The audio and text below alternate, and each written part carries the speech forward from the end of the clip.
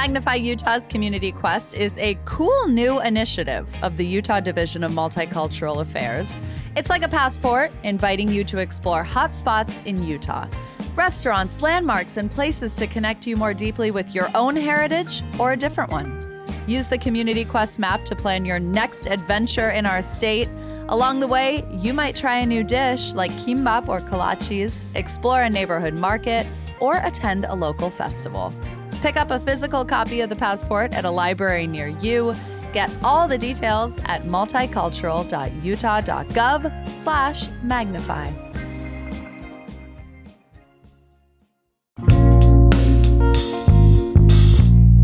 Today on CityCast Salt Lake, should Utah be fighting with Kalshi? The state seeks to take on the prediction market craze. Plus, we help some Redditors solve local problems and offer shoutouts.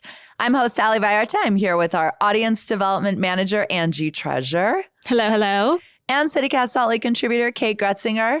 Hi there. Kate, we're going to make you sit patiently while Angie and I talk to listeners quickly about our membership program, because we are doing what some call a closet clean out. Huge for us and for you, dear listener. If you're not already in our membership program, we call it CityCast Salt Lake Neighbors because we think neighbors make Salt Lake great. We think this show makes Salt Lake great. We'll be real. Yes, we do. And we think it's worth supporting at $10 a month or $100 a year if you want it to be around for a long time. So we've, over the years, done membership campaigns and ended up with a little bit of extra swag, some extra thank you gifts meant for new neighbors. And we're doing a closet clean out. So if you are mad that you missed out on the official CityCast Salt Lake Oxford pennant that we designed with them that says, I live here on purpose and has the whale, now's your chance. If you want a CityCast Salt Lake Neighbors mug, now's your chance. A beautiful CityCast Salt Lake tote bag. It says CityCast Salt Lake on it so you can find other listeners in the wild. All of these are available to you. You can pick the gift of your choice if you join our membership program today. Here is the place to do it. Membership.citycast.fm. Angie, why would you join if you weren't on the payroll? Why would you pay us if we weren't paying you? You know, the merch itself is so adorable. We had a little setup at 801 day, and it enticed several people to join and be neighbors just to get the merch. We had a husband and wife duo who came and said, well, I'm a neighbor, but I want to get my wife some of this merch. So he signed up so that she could get, I think he chose the mug, which is like a really nice weight. It's kind of that coffee house size. Yeah. And in addition to that, just support the work that we do. But it, like you said, it's $10 a month. It's about a coffee and a half if you regularly go and pick up your latte.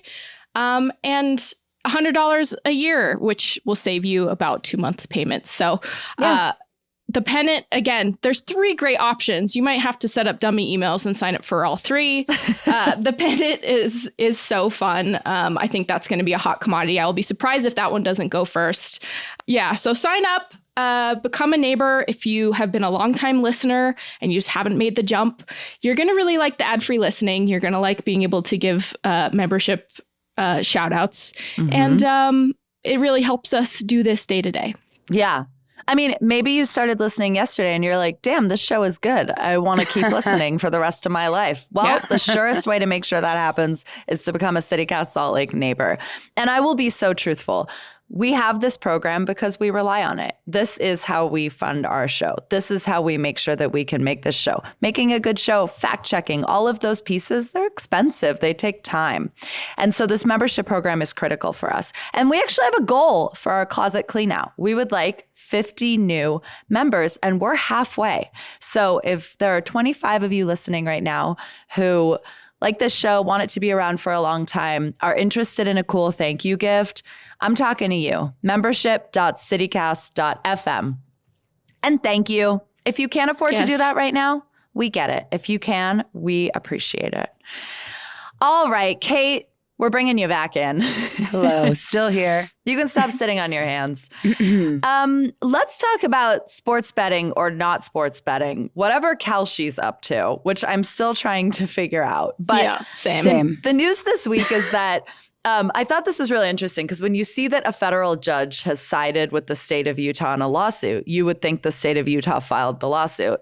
No, Kalshi filed a lawsuit because they heard through the grapevine that Utah officials were planning to take some sort of enforcement action against them and the prediction market craze sort of in general. And so they preempted the state by filing a lawsuit saying, you can't do that. You can't intervene in what people are doing over here on Kalshi. And a federal judge sided with the state of Utah and said, yes, they can. They actually can. So now what we've got is state leaders feeling very hyped up and very poised to, I would say, regulate, maybe intervene. I don't know that we would ever hear Utah state leaders proudly use the word regulate, but they want to figure out how to do something related to they're going to protect betting. Utah families, Ali. Yeah, that's right. That's right. Angie, you worked for the Utah Jazz. You've worked in sports for a long time. Can you explain to me how Kalshi is not gambling? No. Okay, great. Listen, Kate, what do you think? No, I understand prediction market is the phrase they use. So it's not directly betting. You're kind of betting against other people versus a line like you would in sports betting, right? So it's a little confusing to me as someone who sometimes is just like, I'm just a girl when it comes to data and money stuff, which is not very cute to say. But even to the fact that Kalshi has an NBA player as one of their shareholders. Giannis Antetokounmpo of the Miami Heat, formerly of the Milwaukee Bucks, is a representative for Kalshi. So they've differentiated enough at this point that even a league like the NBA feels comfortable with one of their former MVPs saying you should use this prediction market. Now, the NBA itself is heavily in bed with a lot of these sports betting markets as a league, which has gotten really sticky. They've had members within the last 6 months. They had a coach who got in trouble with gambling tied to fixing games. So it's getting really sticky. Kalshi seems to be, and these prediction markets are, tangential and a little different than just, especially a player saying, what if I get more rebounds than usual and you win a bunch of money? But it's uncomfortable for a sports fan to see all of this prediction market and betting stuff embedded in the game at the same time. Well, and it's not limited to sports. Like we even saw, the Associated Press developed a partnership with, was it Kalshi or Polymarket to get them election results first and quickest? I don't know. I mean, the data on this is crazy, right? We know that less than 10% of all adults are actively trading on these prediction markets. But when you look at young men under 35, you're jumping up into the 20s or 30%. What do you think about this, Kate? You think Utah should intervene? Honestly, I'm very confused. I'm trying to figure out how this is different than the stock market, which also seems like betting. So I'm really struggling to see sort of where the lines are. And actually, interestingly enough, that is the sort of argument Kalshi used in its lawsuit, was that it's governed by federal laws, just like the stock market, and therefore should not be subject to state laws, essentially. However, I guess it does seem a little bit more speculative than the stock market. However, I mean, I think you could argue that either way. I don't know. Have you seen The Big Short? Yeah, right. I mean, I read a great piece based on the SpaceX IPO that was basically arguing that the stock market is a betting market now. It's you're betting against other users of the market. You're not betting on a company, which is exactly what Kalshi is. Does. So I think that if we want to get philosophical, I think they're really basically the same. So Spencer Cox should go ahead and ban the stock market in Utah as well. Obviously, they're not going to do that. Right. And mostly the thing that rubs me the wrong way about all this is the same thing that rubs me the wrong way about the porn age verification. It's Utah moralizing, Utah saying, hey, we think this is bad and we are gonna, protect you from your baser instincts. And I think that it's just sort of the main thing that people ask me when I tell them I live in Utah, is it weird because of the Mormons or whatever? And my answer for the most part is no. It's pretty much like living anywhere else.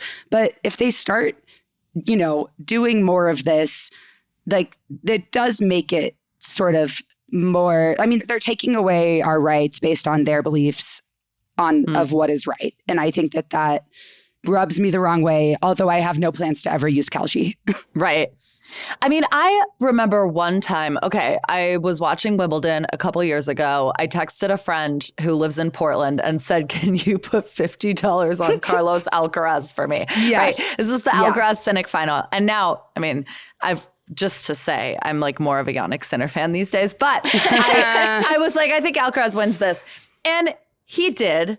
And so I made like $10 or something. And I will say it was a joyless activity. Like it didn't make watching the game any more fun. I actually think one of the things that I really enjoy about watching sports that I've learned from people in my life who really love it, who have frankly like taught me how to love it over the past maybe decade, is sort of thinking about the joy of the game holistically and not at a certain point, not who wins, right? It's like when you're watching two teams in a basketball game and you want the game to be close because you want a good game, right? And so like sometimes I'll even change my position on who I want to win or who I want to score for like the better fan experience. And as soon as I was like betting on this Wimbledon final, that went away. And it was just overall not as fun. That said, I was sitting next to a young person, probably like in their teens, watching the World Cup final at a friend's house. He was absolutely betting like goal to goal and making money right next to me. And there was this part of me that was like, how have you cracked this? And like, why can't I? Like the get rich quick sort of like instinct, especially in this country, I think is a little bit irresistible, right? Yeah. And he was like, he said to me, he was like, I can't believe how easy this is for me. There is a lag on our TV. And so when there's a goal, I'm able to like see that it's been counted and then watch it myself. And I bet on whether or not it's out of offsides. And I was like, spooky. Duh. What? Yeah. Like, well, and what you're saying, I know McKay Coppins came out with a long form piece a while ago about gambling away a bunch of money that he was given by the Atlantic to see what it was like to bet on games. And he's a pretty casual sports fan. He has some teams. And by the end of it, he's really like, I don't enjoy watching it. I'm obsessed with random things that I should never care about. My wife noticed I'm distracted. I mean, we have data that domestic violence goes up in states that have legalized sports betting. It's one of those things that I really have no desire for me to like bet on random games. The only interest I have, I told Ali, I would love to go to Wyoming Downs at least once. Well, and that's a hoot. Yeah. Yeah, well, we did that. We did that. It's all fun and games until a horse breaks its leg and gets shot on the track. But that also brings up something interesting because I remember a couple years ago around the Kentucky Derby, I did a little bit of research for this show into horse racing in Utah. And basically, there is a small subsect of legislators who wanted to make betting on horse races specifically legal because they said, well, it's about the talent of the jockey. It's not about the luck of the win. Like when you pull the lever, which you don't pull the lever anymore, but whatever, at the casino. And one of the things that we said when we like sort of read that testimony from a sitting legislator was, well, wait a minute, this is opening the door to sports betting. Yes. Like, and it's about way more than luck. That's not about luck. Yeah. Yeah. This is just, I can't not mention this. On the betting sheets at Wyoming Downs, they say which stimulants the horses are on because they're all drugged. Yeah. It's literally so crazy. And like, if we're going to make anything illegal, I actually think we should start with that because there's a victim. There's a victim of that crime, which is the horse. Whereas like, the victim of a sports betting crime is the sports bettor. Sorry, you did it to yourself. Yeah. If you lost a bunch of money, that's your fault. People have been going to Vegas and losing their entire fortune for, decades. It's not new. But at the same time, like this being in your pocket, and to Allie's experience, that's true. Young boys being able to just place bet after bet or prediction after prediction as it regards to Kalshi and make a bunch of money. That's a different thing than driving to Vegas or driving to Wendover or taking the fun bus. Like, well, I raised you, me having Poshmark in my pocket, placing offers on 100 things, and Spencer Cox doesn't care about me at all. Yeah. Spencer Cox banned Poshmark. Okay, can I throw one more thing in here? Yeah. If we want to regulate Kalshi, why don't we make betting on whether a wildfire will start or not illegal? Why don't we start there? Why don't we like regulate the things people can bet on that would encourage people to commit arson or other crimes? Like, I think that there are way bigger fish to fry other than just like making it. Like, people are going to find ways to use Kalshi regardless. People are still watching porn in Utah. People are still going to use Kalshi. Like, it's this weird moralizing, grandstanding bullshit from our governor that, you know, it's not new. But like, there are real problems with Kalshi that could be dealt with, but they're not focused on that. I mean, they had a prediction market, a soldier who placed a bet on whether Maduro was going to get arrested and won $400,000. So again, this has gotten to a dystopian level of what are we predicting and making money off of. I would just say to the point about it, who the victims are of this, I do think to an extent, the victims in the sports betting craze are a little bit the athletes, because we have seen, for example, again, I keep bringing up tennis, but I think tennis is such an interesting place to talk about athlete mental health because you're really alone out there. And there are like very few sports where you're truly alone out there. Even a golfer has a caddy. And the pressure that athletes talk about mounting because of sports betting, because they're stopped on the street by someone who lost their life savings because you didn't make the free kick or whatever, right? I do think there is like becoming a personal safety element to it for them. And they're starting to bring it up as like the mental health experience of being an athlete is getting out of control because people are on the sidelines screaming at you like their life depends on it, and it just might. People are DMing them. I mean, I've been on this receiving end of DMs as a team, and I know individual players for not getting, you know, over 18 points, or people are spending a lot of money. And to your point, Ali, like, I hope it doesn't happen, but I think we're going to have a personal safety issue that will force at least the league's hand in some way, in some of these. And Utah fans in particular, not known for being nice. But I do, like, Kate, there is something that you're getting at here that I really align with, which is any good therapist will tell you that addiction is never about the substance. And like, when we look at gambling as this like opportunity to make money quickly, to get rich quick, when all of the other ways of making money or building wealth just like sort of fail us time and time again. I do think like the economic nihilism that we're all in that causes, for example, young men to feel like this is their one chance is to like bet on this game is a policy failure.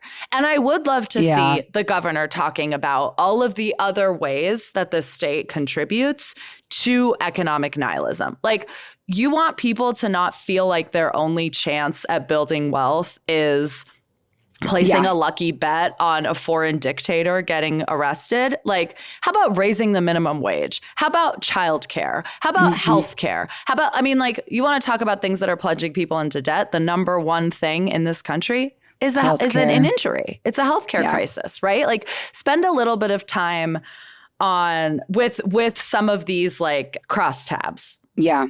That's like good policy making and good leadership. And of course, they don't really want to do that because at the end of the day, there is like a moral superiority that I think makes this interesting to them. But like calling out Delta for price fixing, that would be sexy.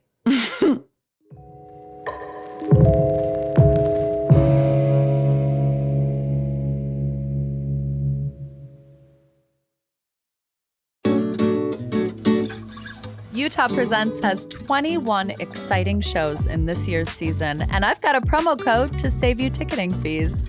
Highlights include their Jazz at Kingsbury Hall series with names like Branford Marsalis and Diane Reeves. That show is on October 7th. If you will need a Christmas gift for a family member, how about tickets to the Stella Cole Holiday Show on December 18th? Sure to be splendid and cozy. Now, if you love dance, who doesn't? Research shows it treats depression. Check out Kingsbury Hall's Touring Dance Trio, featuring artists like the world-renowned Limon Dance Company on September 24th. I guarantee there is something for you or a loved one at Kingsbury Hall this season.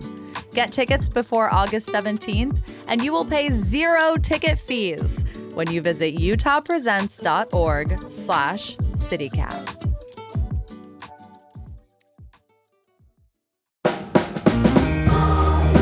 The garage floor can look like a crime scene, road salt, oil drips, tire marks, or it can wipe clean in minutes. Dare I say, your garage can be beautiful. Call SC Garage Floors. SC Garage Floors is family and locally owned with 7+ years doing this, making garages more functional. Their epoxy and polyurethane coatings are built for everything Utah throws at you. Salt, ice melt, hot tires, oil, you name it. Have them add some shelving and racks while they're there. They'll even texture and paint the walls and drop off a storage pod so that your stuff has somewhere to go while they work. Here's what sold me though. Ready? A lifetime adhesion warranty. Not 5 years, a lifetime. Your garage is basically another room in your house. It can look like one. Call SC Garage Floors for a free estimate. Their website is scfsouthvalley.com. Mention CityCast Salt Lake and you'll get a $250 discount.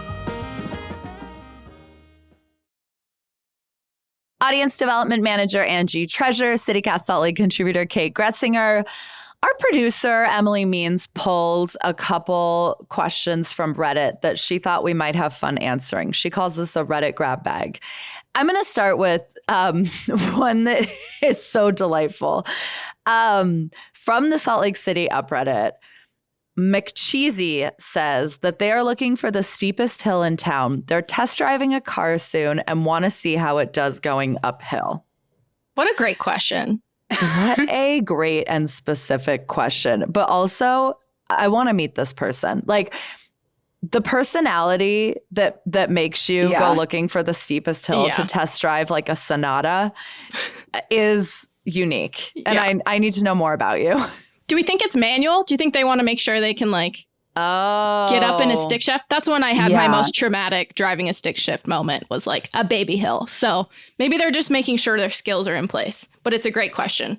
That's a good point. Yeah, well, preparing for winter. 10 points to Reddit, because Axios actually asked this question to the city last year, so they got the definitive list. And it's Zane Avenue.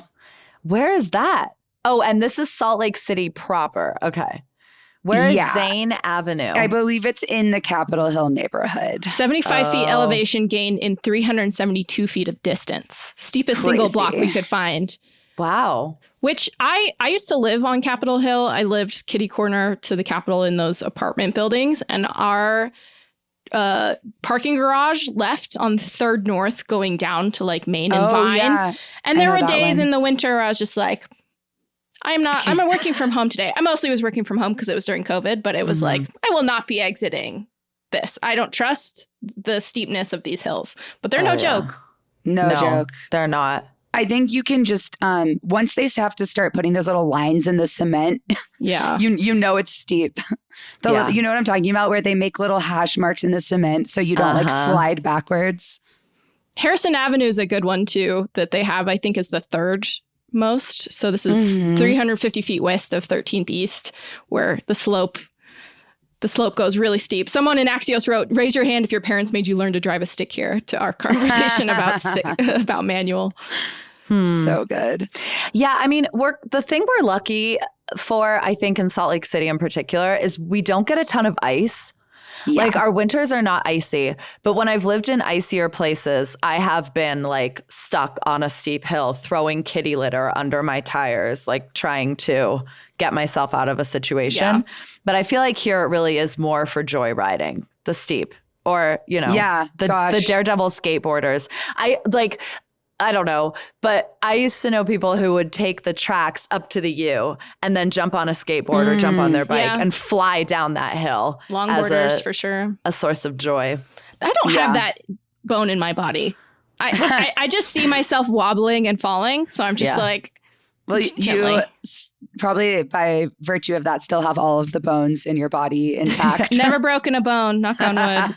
That was back when our thrills were physical and not prediction market based. There you go. Let's get back to the old ways. Okay, here's another Reddit question. So this feels right for all of us. Somebody is looking for a recommendation for a gynecologist or a women's health doc. This is very, I don't know, like maybe they're new in town and they don't know I'm yet still looking. that they've moved to a Same. state that is in an OBGYN shortage. And actually, according to reporting from Utah Business, we're going to be 200 doctors short by 2030. So now is the time to get on somebody's roster. Is there anywhere that either of you have had luck?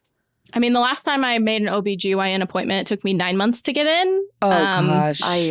Which was a depressing thing in and of itself. But I do love that people go to Reddit for these kinds of questions because I think people do answer in solid faith and really want to help. And this particular Redditor said she has PCOS and PMOS, so it has some additional factors going in. Looks like they got some good recommendations. I mean, nice thing about Utah, again, my husband has had 2 surgeries in the last month, one in his brain and one to remove his gallbladder. And you just encounter a lot of capable, wonderful healthcare professionals. I agree. Yeah. And I think people give a lot of recommendations for the U. I think the University of Utah is kind of one of the bastions of healthcare here in the city. And I think people have a lot of great options. I always feel very seen when I see a midwife at University of Utah Women's Health. Yeah. And I've seen so many because when you're trying to get in, you're just like, I don't care. Yeah. If there's a certificate in a frame on the wall, I'll see them. Yeah. And the other thing about that makes this so frustrating too is that at the U, you can't book an appointment 1 year out. So when you leave your annual, you can't say, let's book next year. Yeah. You can only book within a certain number of months. So Should be like a hair appointment where you get points for booking again, you know? Let's do it now. Let's book it right now the app. here. Yeah. I don't have this problem at the dentist office. I want to get points on my chart. Yeah. Okay, I have 2 recommendations. When I need care quickly, I go to Planned Parenthood. You can usually get in same week, if not same day. And their providers are generally fantastic, I've found. And then for the one thing that you might run into at Planned Parenthood is their selection of IUDs is kind of small. And then if you want a larger selection of birth control options, including IUDs, I found the Foothill Family Clinic was great. That's the first time they ever gave me local anesthetic before inserting an IUD. So shout out to them for introducing me to that novel concept of not being in mortal pain. Yeah. Well, and Planned Parenthood, again, I know it's a little different, but has expanded their care to cover perimenopause and menopause. So for people who are listening who are dealing with that stage of life, just know that Planned Parenthood is also providing there. There's a Planned Parenthood in California where you can even get Botox, which is kind of genius. How long until Utah does that? That's the moneymaker right there. Until how long Planned Parenthood Utah gets Botox? Yeah, that's a good Kalshi bet. Okay, let's do one last Reddit question before we move on. Quick hit: best Salt Lake City breakfast sandwich, I guess, since Frankie and Essel's closed. If we're being real, R.I.P. What do you think? Central 9th. I mean, hard to beat. You want the focaccia. I want the crispy focaccia. I want my fingers to be covered in oil. It's hard. Yeah. It's hard to beat for me. Meats. You want meats. I want meat sweats by 11 a.m. You can't eat gluten, so I feel like is there somewhere bread? But I will say I make mine at home because I can't eat bread. And I do them with the Trader Joe's McDonald's dupe hash browns, the little those are great. Oval hash browns. Yeah, I just cook 2 of those up really crispy and then I use that as the bread and I throw a little arugula in there. And yeah, highly recommend it. Make it at home. Love it. I'm going to shout out Cucina, which I shout out a lot, but I think their breakfast sandwich rocks. They do it on ciabatta, which I love. It's just a little bit less of a mouthful than, even though I do think the Central 9th focaccia is to die for. It's a little less dense. And then they've got this sauce. It's like, I don't know, it's special, but it's comparable to a spicy aioli that they put on it and they'll give you extra on the side. And I just think it's a wonderful breakfast sandwich. Hit up Cucina. Shout out Cucina for sure. I've seen it. I haven't had it. It's a beautiful breakfast sandwich. I forgot my secret ingredient on my breakfast sandwich at home is pickles. Add sliced pickles. Yes. You need some acid. Yep.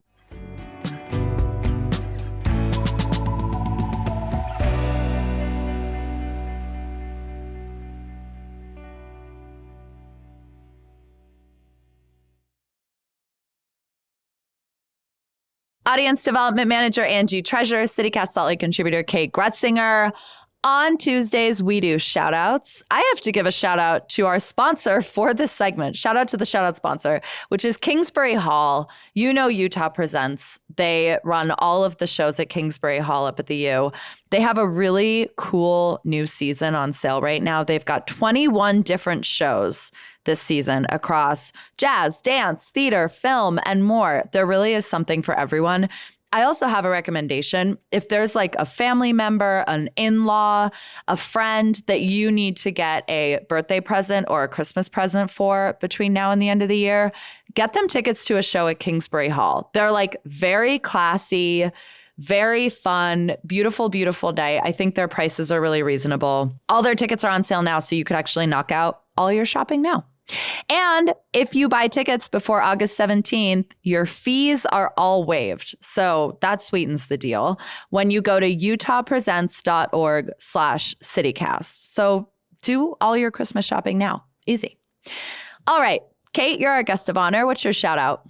My shout out is the Downriver Festival. This is at Maple Grove Hot Springs, which is in Idaho. Yes. It's not too And far away tech-free. though. Tech-free joint, Maple Grove Tech Hot free, Springs. right. Yes, I've actually never been and I'm really excited. I think I'm going to go this weekend. It's on Saturday and it is an afternoon of art, music, and activism to support Save Our Great Salt Lake. So that sounds really fun. The weather is supposed to finally cool down a little bit this weekend. So the timing could not be better. And great excuse to go up and check out Maple Grove.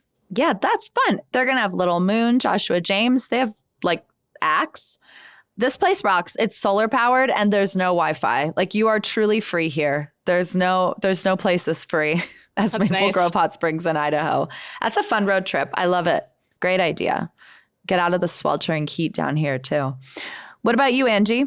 Mine is actually my favorite corner of the internet, which can be hard to talk about these days, but it's actually on Facebook. It's called Indries Vanilla. And this is a Facebook group I joined during COVID because Tired is getting into sourdough. Wired is getting into making your own vanilla extract and buying vanilla beans in bulk.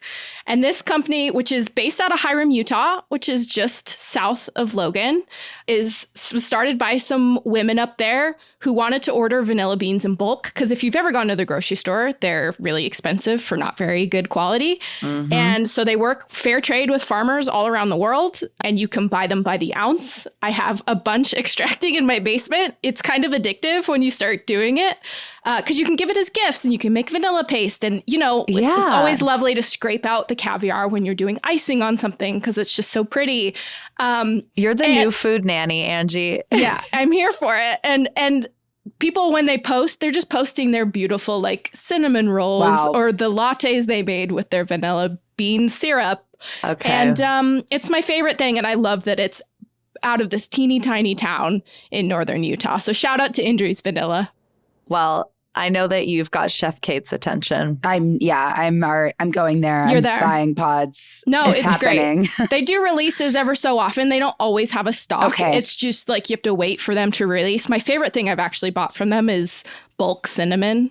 Because you toast and grind your own bark. Listen, it's a whole thing. Wow. That's fabulous. But they're lovely. And it's just it's a great corner of the internet. And I highly recommend it. Wonderful. Okay, I want to give a shout out to Lucas at Unplugged, Lucas M. I won't fully dox him, but he came up to me at 8:01 day and let me know that he, through Unplugged Wellness, which is this like very cool organization that he runs that does things like men's meetup groups and like phone-free hangouts and stuff like that, has put together this conversation about the 999. And I think this is unbelievably cool. So in case you missed it, the 999 is our like big critical mass bike ride here in Salt Lake City. It meets at 9th and 9th at 9 p.m. every Thursday. And it's a wonderful, joyful tradition. it can get loud, it can get a little rowdy. And for that reason, there are people who have complained about the 999 for years. And the police recently got involved. They've been coming to some of the bike rides to like, quote unquote, monitor. And as you can imagine, everyone has mixed feelings about that. I think, honestly, even including the police. I don't know that they want to be there themselves. But Lucas put together this panel discussion, and I think this is like such cool, like, I don't know, civic, like activism, basically. So they're doing this on August 17th from 7 to 9 p.m. at Roja Brewing. So it's going to be 21 and up. But it's just what's going on with the 999. He's booked the deputy chief of police in Salt Lake City, the head of Salt Lake's transportation department, Kyle Irvin, a Salt Lake City council member, Dan Dugan, and then Jeff from the 999, who's like kind of the guy. The 999 doesn't really have a leader. Like, that's what's so cool about it. It's totally horizontal. People just show up and go ride. But Jeff is like an icon of the 999. And they're going to just talk like normal people in a really healthy way about all the complicated feelings and different angles of all of this and all the nuance at play here. And I think that is really cool. And I think it's cool of Lucas to like just do it, to just like see the need for that conversation and host it. So go listen, go ask questions, go get answers. I think we're probably going to go and then maybe talk about it on the show after in case you can't make it. But shout out to Lucas for sure. Yeah, good for him for putting it together. Like, that's within your power. You can always ask. And if people say no, they say no. But there's interest and there's a lot of stakeholders that want to know what's going on. So glad he's involved. Completely. All right. On Tuesday, we like to pass the mic to our CityCast Salt Lake neighbors. We mentioned at the top, but we have this wonderful membership program. We're asking you actually to become a member right now. And in exchange, we will send you a cool thank you gift. And you actually get to pick it this time, which is cool. You get to pick from 3 thank you gifts. Usually we just tell you what you're going to get and send it to you. Thank you to our newest members, Tom E., Andy L., Morgan M., Drew C., Zachary A., Aubrey C., and Julia L. Y'all rock. We could not make the show without you. One of the ways that we thank our members is by passing the mic so that they can share shout outs on Tuesdays. Would you each like to read one before we go? Yeah, I'm happy to start. Addie T is shouting out SLAC's summer show, The Gaslight Zone, featuring drag queen Broad Sterling, song parodies, and cursing out our own Governor Cox. Hilarious, cathartic, and strangely heartwarming. It ends on August 16th. Love that. Okay, Josie H says, shout out to Slug Mag for being another source of great local journalism for the music scene. If I see a place carrying Slug Mag, I know the vibes are rad. Mm-hmm. Well, I would have to agree with that. Yep, that's true. Long live Slug. All right, support this show, get great perks, become a CityCast Salt Lake neighbor. We cannot do it without you. Membership.citycast.fm is the place. CityCast Salt Lake contributor Kate Groetzinger and audience development manager Angie Treasure. It was really fun to spend this time with you. And you know what, gals? I'm betting on you. That is all for us today here on CityCast Salt Lake. We will be back tomorrow morning with more from around town. Take care. See ya. Bye.